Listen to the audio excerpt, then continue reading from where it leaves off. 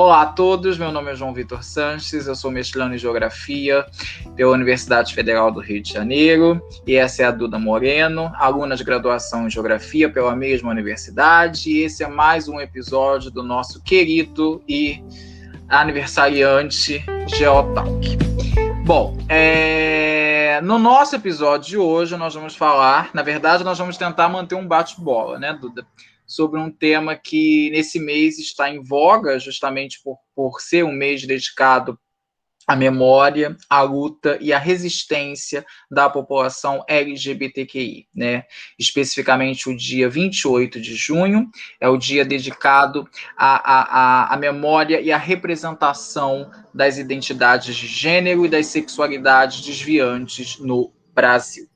Então, agora a gente vai tentar discutir um pouquinho mais sobre esse tema, né, a história desse movimento, a questão envolvendo a geografia e essas sexualidades e essas identidades de gênero para marcar as comemorações em função desse período.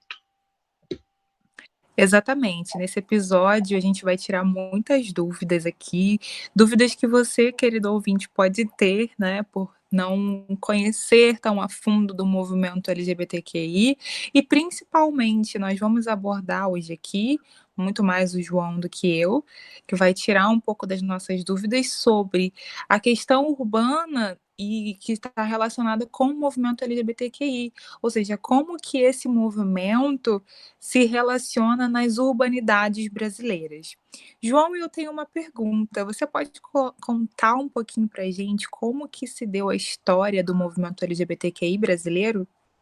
Bom, é interessante pergunta e fundamental para a gente poder entender, mas antes de eu explicar a trajetória do movimento LGBTQI brasileiro, é necessário ter uma ideia geral sobre esse movimento, que surge no final da década de 60. Na verdade, é um movimento que surge na década de 50 ainda, né, nos Estados Unidos, a partir de sociedades que pregavam o encontro e a sociabilidade gay em algumas cidades americanas, como Los Angeles, Nova York, Califórnia e etc. Essas aglomerações, essas reuniões que envolviam majoritariamente homens gays, elas tinham uma postura política baseada na ideia do assimilacionismo, ou seja, a grande defesa desses movimentos, a grande defesa dessas organizações iniciantes, era justamente que houvesse uma inclusão social e política do gay à sociedade americana na época. Né? A partir do final da década de 60, acontece uma ruptura nesse processo, e um fato marcante dessa ruptura vai ser a rebelião de Stonewall Inn. Ela vai acontecer no ano de 1969, no dia 28 de junho, inclusive é o dia dedicado à luta, à memória e à resistência LGBTQI mundial, e vai ser marcado por um levante popular realizado por homens gays, travestis, transexuais, contra uma batida policial altamente violenta realizada naquele bar. É interessante notar que a história legou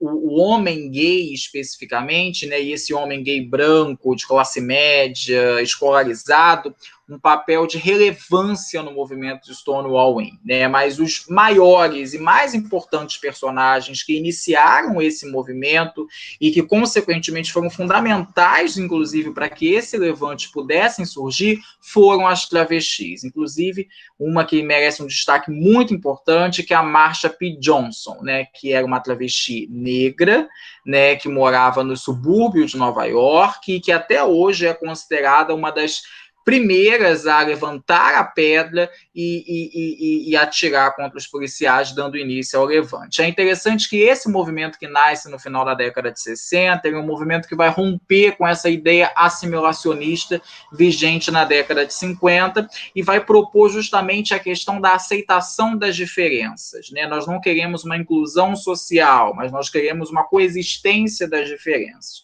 Isso fica muito claro, inclusive, nas palavras de ordem e os lemas adotados durante esse novo movimento, como Gay Power, Sou bicho e me orgulho disso, e etc.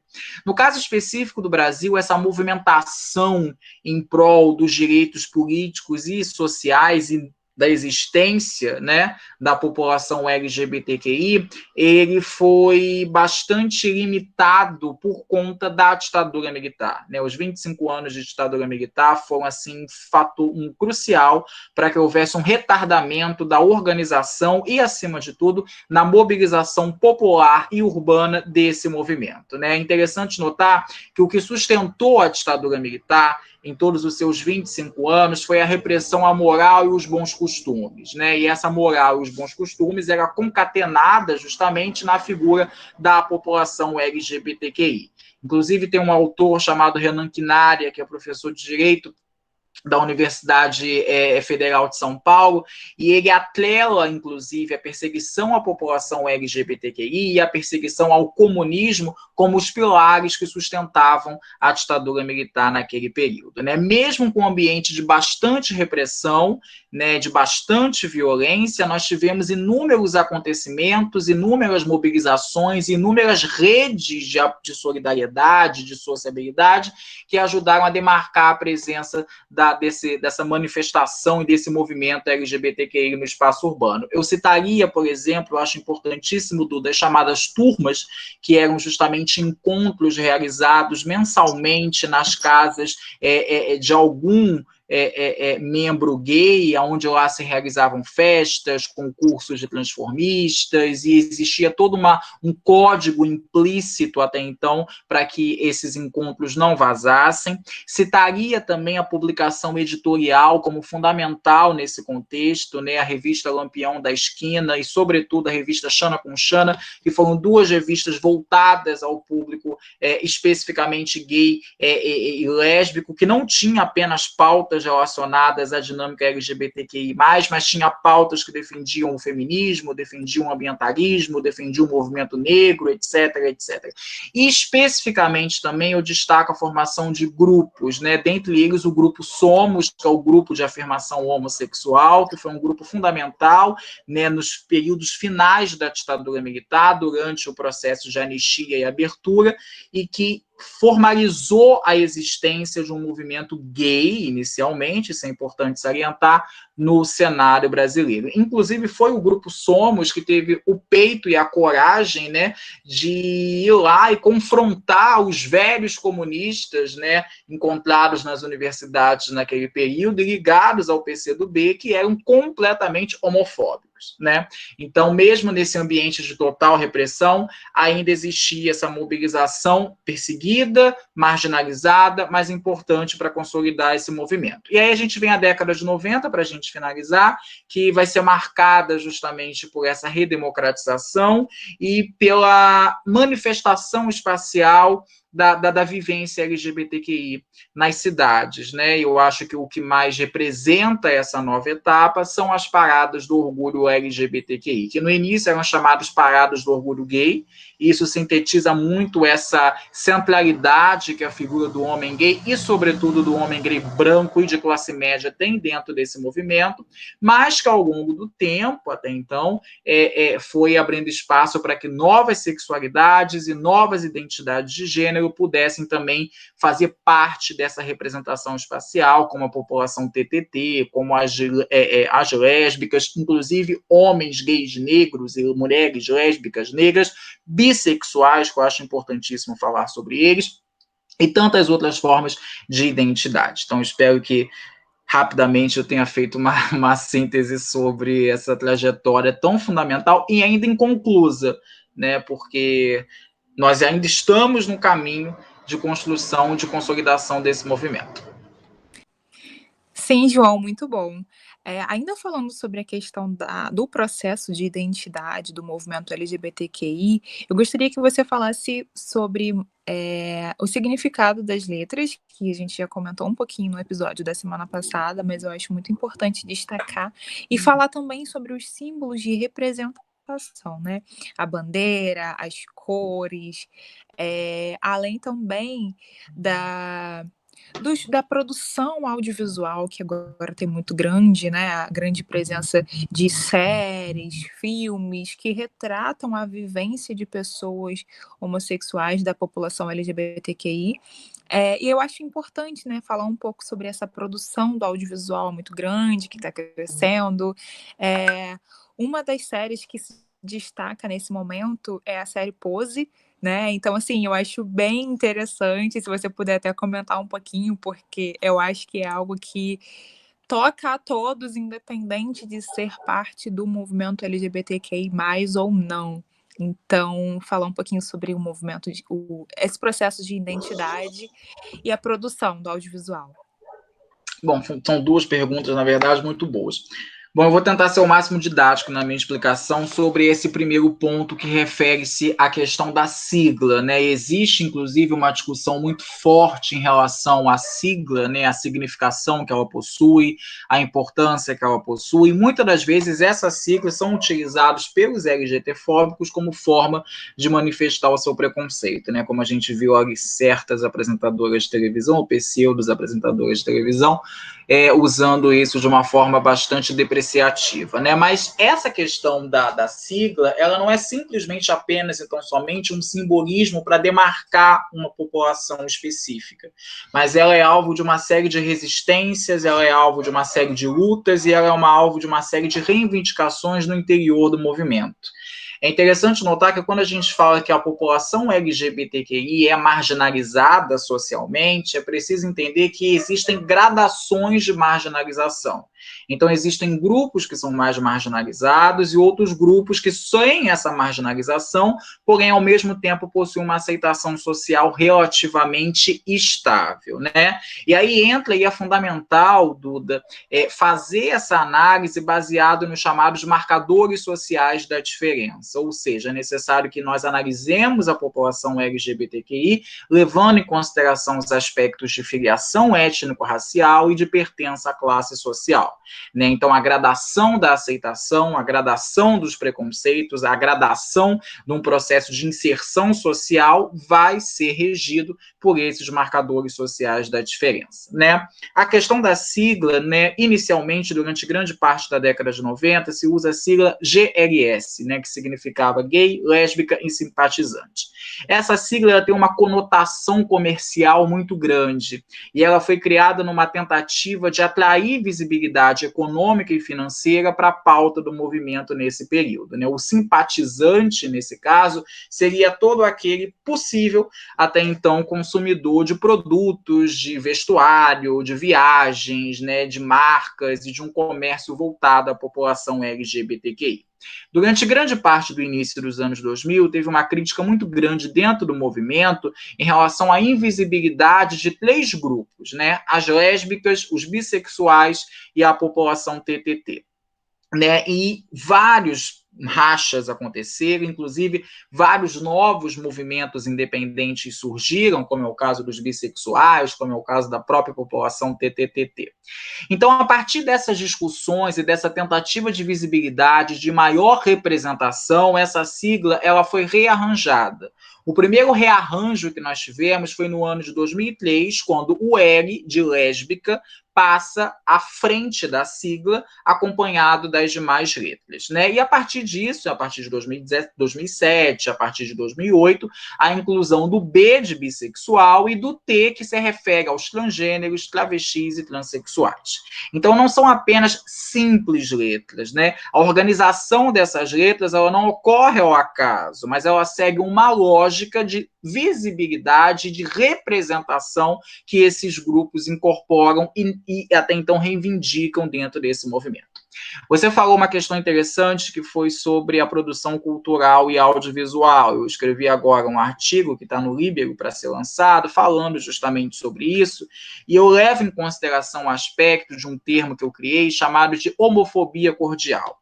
Né? É inegável, né, que em comparação aos anos 80, aos anos 90, a representação, né, de gênero e de sexualidade na televisão, no cinema, nos livros, nos filmes, mudou muito. Né? Era uma representação bastante pautada pelo deboche, pelo escárnio, pela subalternização, e hoje em dia nós temos uma representação pautada, acima de tudo, no respeito, na equidade, né? Mas mesmo assim a gente consegue perceber que mesmo diante de tanta representatividade através dessas produções audiovisuais, nós percebemos que a LGBTfobia continua ainda de forma bastante escancarada, né? Sobretudo por alguns grupos específicos da sociedade, desse movimento, como os TTTs, as lésbicas, né, os homens gays e efeminados negros, em sua grande maioria, e por aí vai. Isso é bem paradoxal, né? Quanto mais nós ganhamos visibilidade nesses espaços de produção audiovisual, maior o ódio, a ojeriza e a tentativa de extermínio nosso continua muito marcadamente, né? Você citou um exemplo muito interessante, eu acho muito didático, que foi da série Pose. Né, tirando toda aquela coisa hollywoodiana e aquela coisa meio fantasiosa dessas séries, eu acho bem interessante porque fala de um elemento fundamental que é a sociabilidade para a população LGBTQI+. Né? A sociabilidade é fundamental, porque a partir do momento em que você habita espaços, né, como a casa, ou como a igreja, ou como várias outras instituições que nós passamos as nossas vidas iniciais e que nos ajudam a formar a nossa consciência enquanto cidadão, enquanto ser humano. E nós somos constantemente vigiados, nós somos constantemente repreendidos, nós somos constantemente criticados. É nessa sociabilidade que nós conseguimos criar a nossa identidade e recriar a nossa identidade num processo de permanente constância.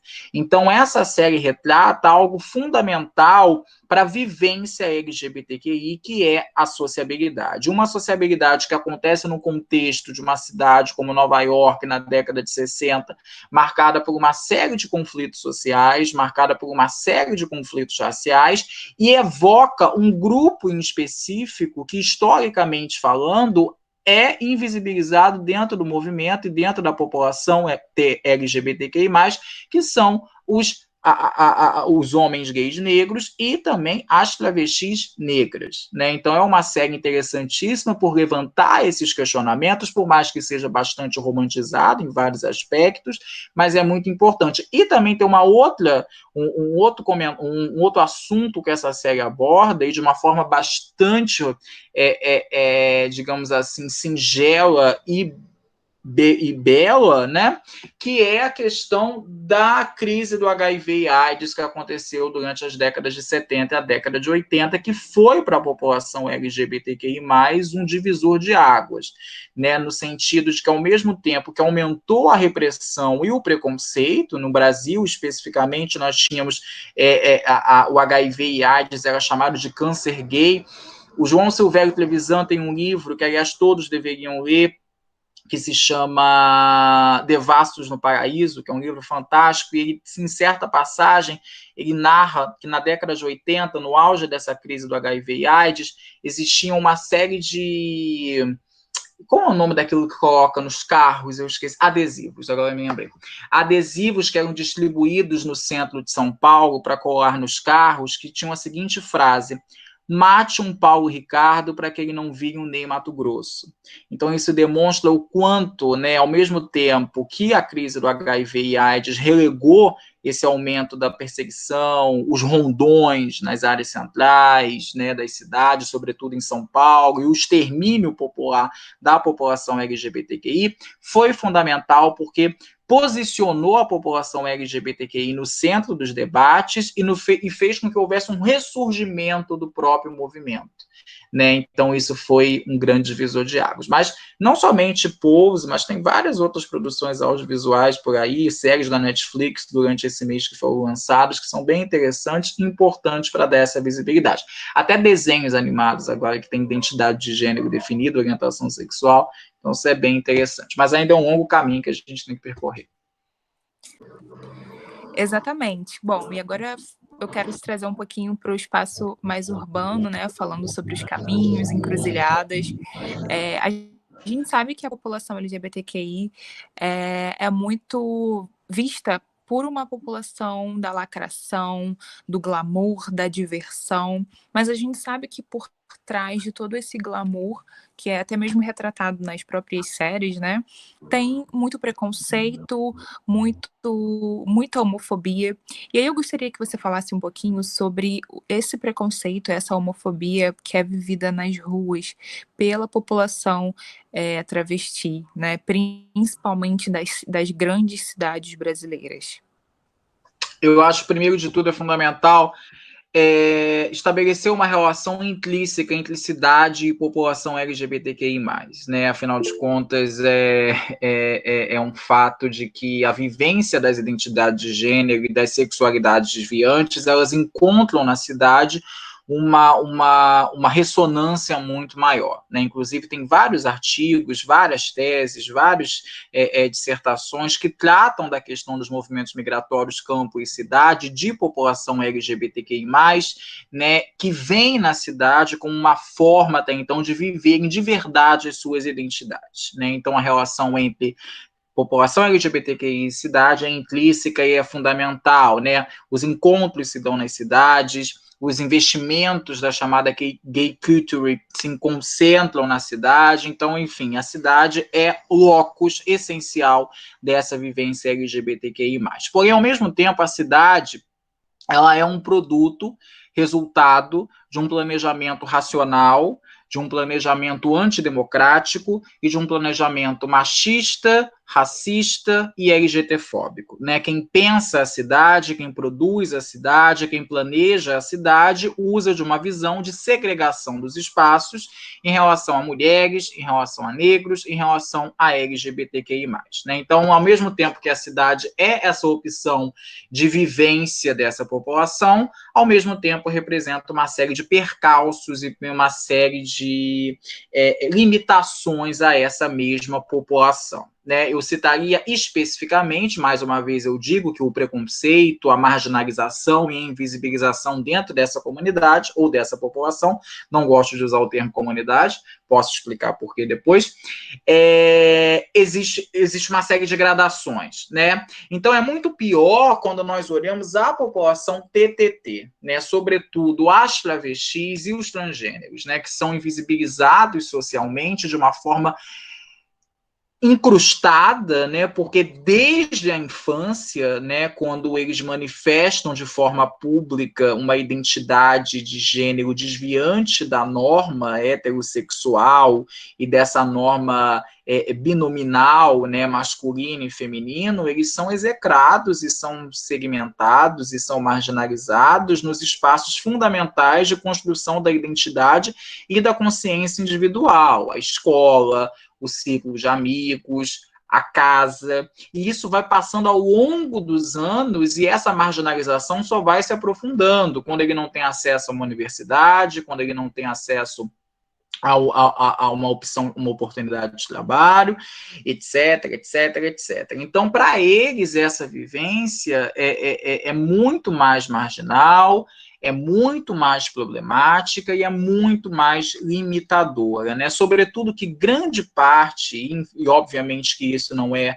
a maioria, mas parte expressiva da população TTT encontra na prostituição uma única forma de garantir o seu rendimento e de garantir a sua sobrevivência. Então, o risco e a violência que eles estão expostos aumenta, assim, de forma exponencial, né? Então, eu sempre costumo dizer, né, que em termos de vulnerabilidade social, em termos de preconceito, né, e de eliminação social, é a população TTT que está na linha de frente na população LGBTQI+. São eles que mais vão sofrer as violências das mais variadas formas possíveis e são eles que vão ter a sua própria existência anulada socialmente, né? E isso ao longo da história. Isso é muito lamentável.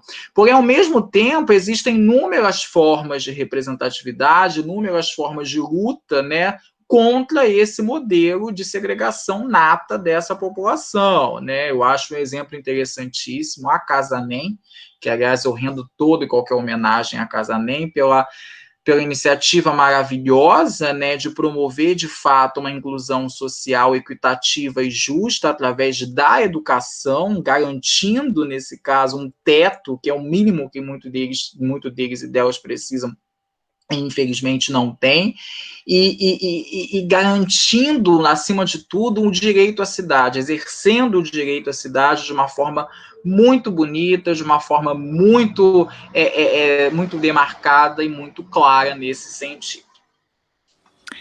Bom, e ainda falando sobre a marginalização desta população, eu gostaria de falar um pouquinho sobre como que o capitalismo, de forma geral, é um sistema econômico muito cruel, e principalmente com a população LGBTQI+. Eu gostaria que você falasse um pouquinho para a gente sobre o Pink Money, porque devido à grande quantidade de pessoas que fazem parte dessa população, que ficam subalternas, ou seja, às margens da sociedade e não conseguem encontrar empregos de qualidade, né, ou até mesmo qualquer tipo de função na sociedade, veio uma onda muito forte do Pink Money, e aí eu gostaria que você falasse sobre isso, né, sobre esse braço do capitalismo para comercializar esses produtos e esses serviços voltados para um público mais específico LGBTQI+. Bom, eu acho, primeiro de tudo, é preciso salientar que todos os preconceitos, marginalizações, exclusões, eles são fruto direto do capitalismo, né? Aliás, a própria LGBTbifobia é produto direto do capitalismo, que é um sistema que opera a partir de dois critérios básicos, que é o critério da hierarquização e o critério da classificação. Então, quando eu hierarquizo pessoas, né, de forma negativa e positiva, como inferiores ou superiores, eu classifico essas pessoas como saudáveis ou não saudáveis, ou como pessoas aceitas ou não aceitas, eu automaticamente contribuo, enquanto sistema, para que haja a perpetuação do racismo, para que haja a perpetuação do machismo, para que haja a perpetuação da LGBTbifobia. Né? Então, o capitalismo é a razão de nós vivermos essas privações e esse preconceito estrutural na sociedade. A questão do Pink Money é uma questão realmente muito grave, muito séria, muito complexa, porque a inserção social da população LGBTQI, sobretudo da população gay, masculina e branca, se deu através do consumo. Toleram certos homens gays, brancos e de classe média em certos espaços, porque, acima de tudo, eles são consumidores antes de serem cidadãos. Então, dentro dessa lógica capitalista, hedonista, consumista ao excesso, né, consumir significa ser. Né? E isso crosta de uma forma tão grande na população LGBTQI, que é uma coisa assustadora.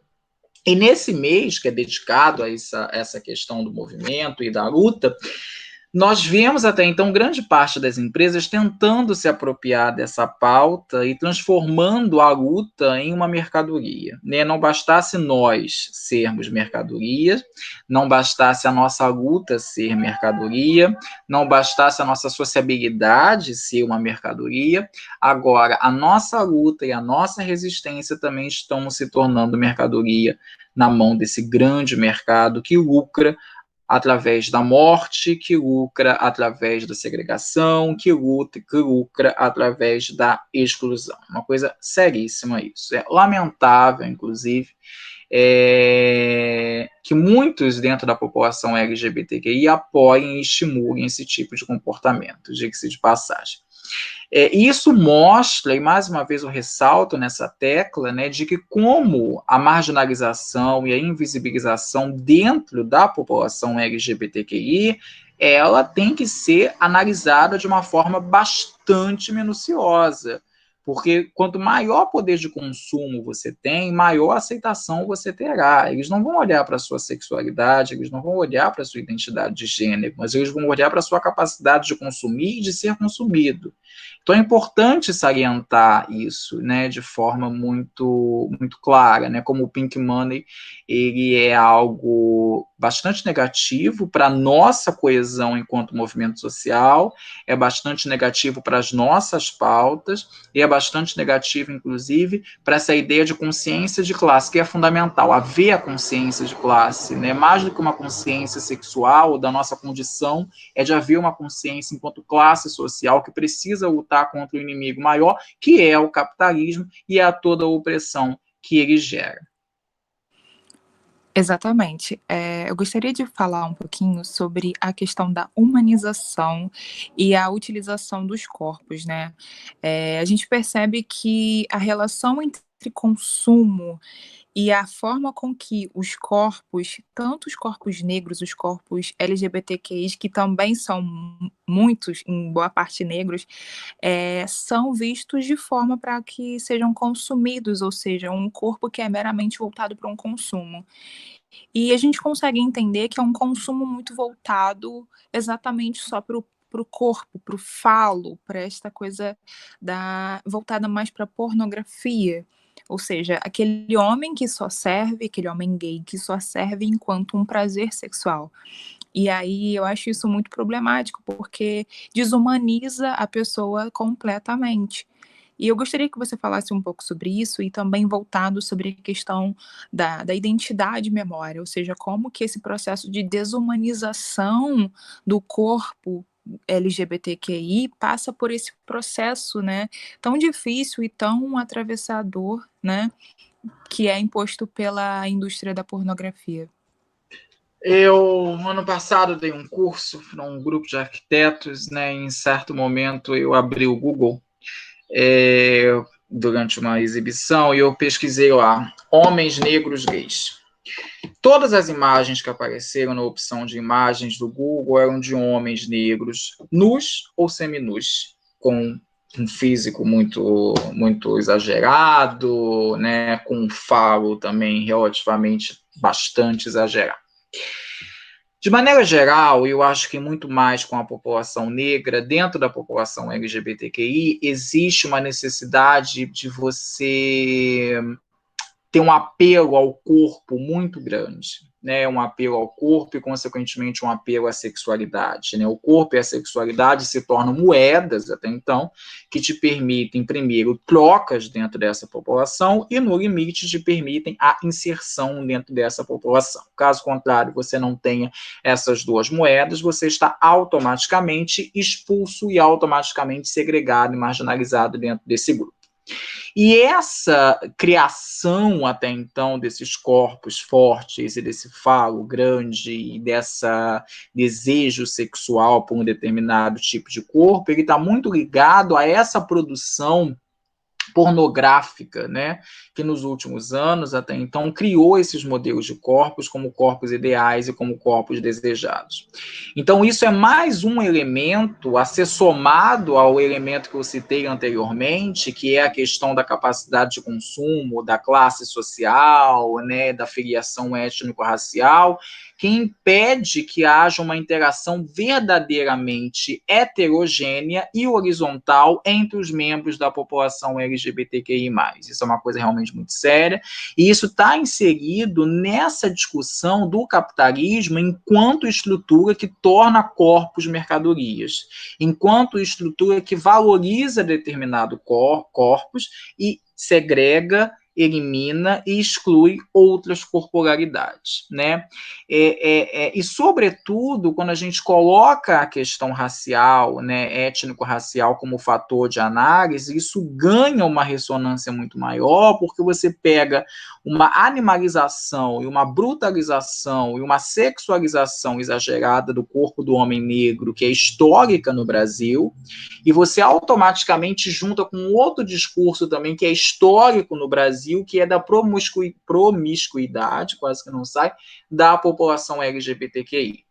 Então, é fundamental, gente, isso é fundamental mesmo, nós começarmos a questionar os padrões corporais que nós aceitamos. E não é apenas nessa indústria pornográfica, mas até mesmo na indústria de maneira cultural de forma geral, né? As novelas, os filmes, os seriados, a música que a gente consome.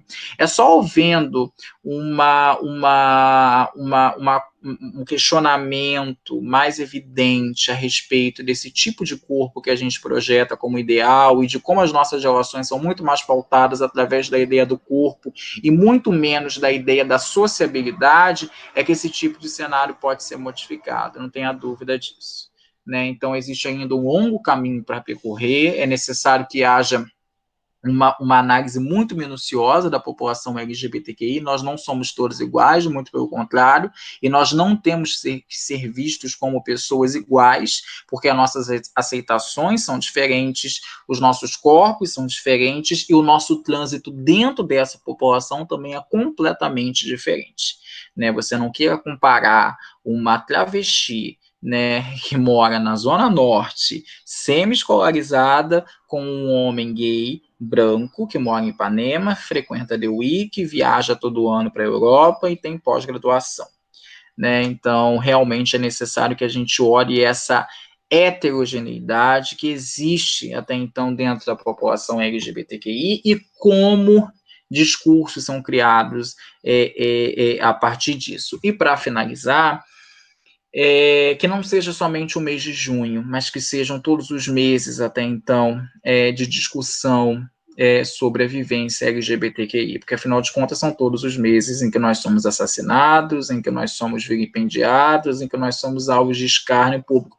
A última nova foi de um padre, né, que durante um sermão fez uma crítica bastante grosseira, para não dizer criminosa, contra 2 jornalistas da Rede Globo de televisão que simplesmente fizeram uma manifestação de carinho, de afeto no Dia dos Namorados, né? Então, isso mostra, né, que a nossa luta também contra os discursos religiosos, travestidos de liberdade religiosa, porque isso não é liberdade religiosa, é crime, né? E não nenhuma igreja ou nenhuma instituição religiosa pode se esconder atrás da sua áurea religiosa e sacrossanta para promover esse tipo de discurso. Nós percorremos um longo caminho, nós estamos em lugares antes nunca imaginados e nunca legados para a gente, né? Seja no programa de pós-graduação, seja na televisão, seja no departamento de alguma universidade, seja, sei lá, na música, seja nos contos, seja no material audiovisual, mas ainda falta muita coisa a ser percorrida e o caminho é muito longo, a luta continua ainda muito, muito, muito densa, né? Então é isso, força, avante, e é isso. Obrigado. Muito obrigada, João, por compartilhar com a gente todas as suas informações e vivências também, né? Bom, pessoal, este foi mais um Geotalk. Agradecemos a você que nos ouviu até aqui e fiquem ligados nos nossos próximos episódios, tá bom? Um abraço.